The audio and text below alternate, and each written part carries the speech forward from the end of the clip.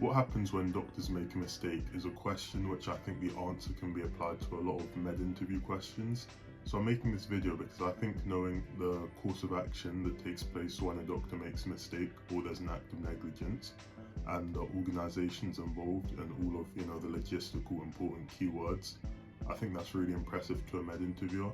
Starting off when a doctor makes a sincere mistake which doesn't really have any major complications, the doctor is required to tell the patient what they've done, apologise, and then explain to the patient how they'll stop this from happening again in the future. An example of a mistake like this would be something just really low scale, like, I don't know, giving ibuprofen instead of paracetamol, but correcting that mistake before the patients realised that it could, potentially flare up IBS or any gastric issues they might have, which is a risk of ibuprofen.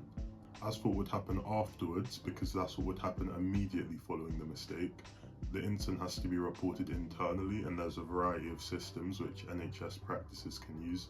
Datix is one of them, and I think the NHS also owns their own internal mistake logging system. So for more severe accidents, let's say, or mistakes, because patient care is always at the centre of everything the NHS does, what would happen if a mistake's more serious is that a company or a separate body which is still related to the NHS, called the NHS Resolution, gets involved.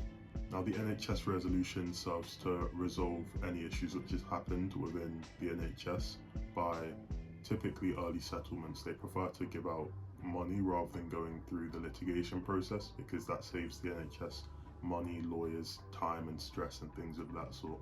And then examples of more severe mistakes would be issues in surgery which delay it or cause pain and post-op complications afterwards, or misdiagnosis which lead a patient to go down a different route of treatment, which even if it's not helpful, it could result in the condition they have getting worse, and then wasted time and money on the NHS's hand on treating a condition which they didn't initially have.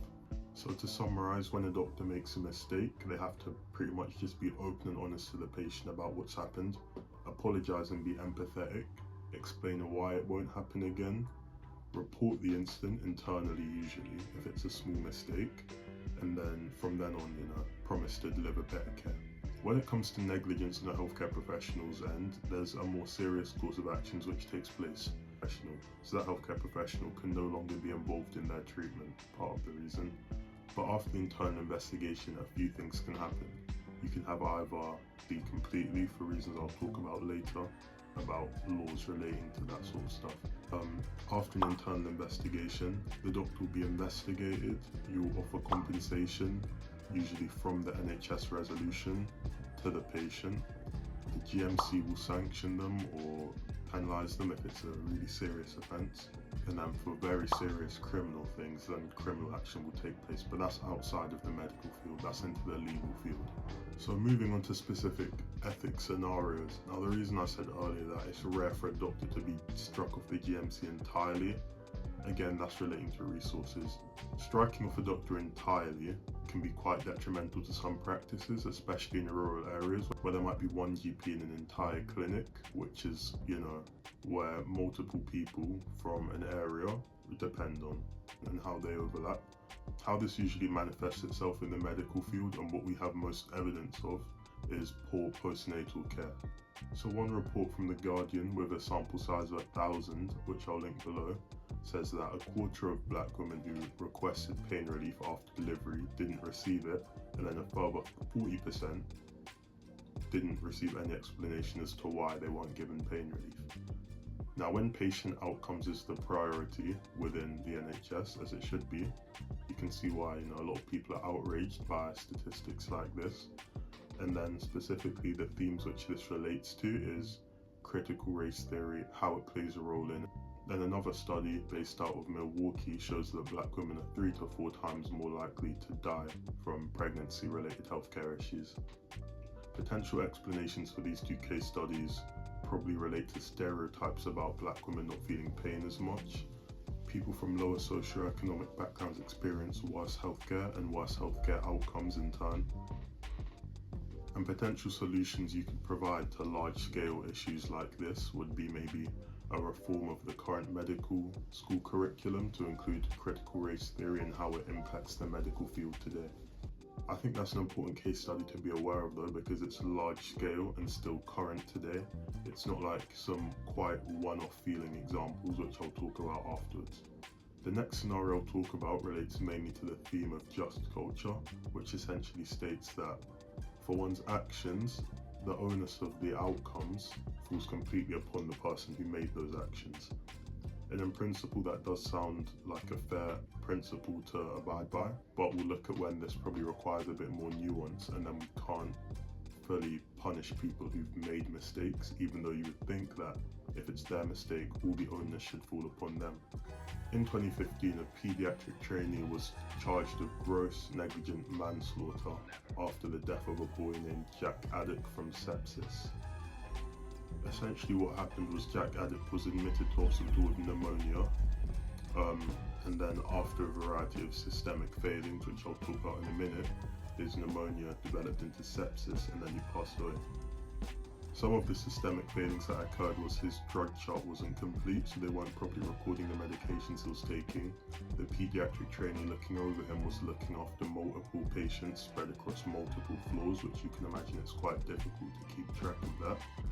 And then after it was realised he had sepsis, he was administered the wrong drug, and he was mixed up with another patient who had a DNR order on them, or a do not resuscitate order, which eventually led to his death. Now the do not resuscitate order wasn't actually ruled to be causative to his death, because by that point his brain had already been starved with enough oxygen.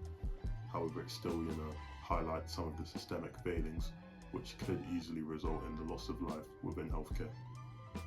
How this relates to just culture is because you would think that the paediatric trainee in charge of Jack Addick would be entirely liable for his death.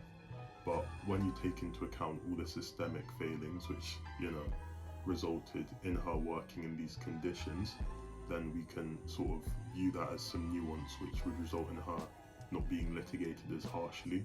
And initially she was charged with gross negligent manslaughter, but then the High Court reinstated her after the GMC had struck her off.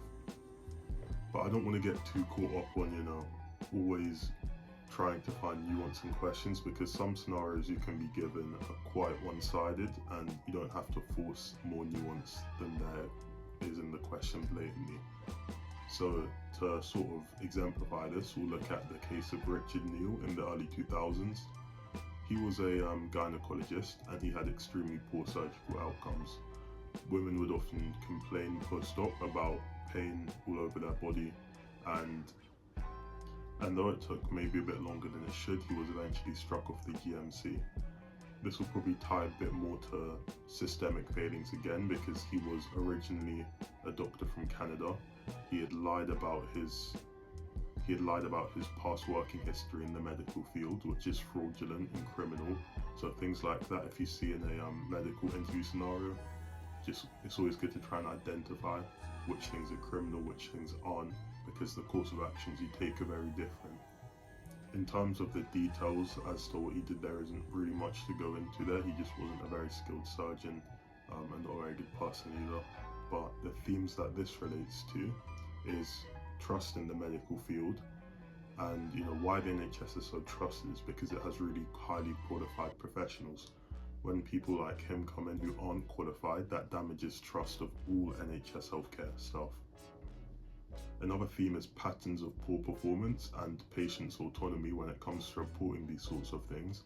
Now, had none of his patients complained and just blindly trusted him, he would have never been caught. So it's really important that patients, feel empowered to talk about their own healthcare experiences, because that way it betters healthcare for more people. That was the last example I was going to talk about. But if anyone has an interview coming up, quite a lot of people already reached out to me, about 6 people, and I've done 6 mock interviews with people and answered loads of questions through email or DMs. If there's a specific topic you want me to cover, then either comment it, email it to me, or message me, and I'll try and get that video done quite quickly, because I know it's interview season right now. But to summarize, this video was about when doctors make mistakes, what we do when doctors make mistakes, the course of actions, the organisations involved, and then as for themes and med interview questions, we talked about just culture, doctors making mistakes, trust in the healthcare field and all of that sort of stuff. So yeah, if you did enjoy the video, please like and subscribe. I'll very much appreciate that. And good luck in your interviews.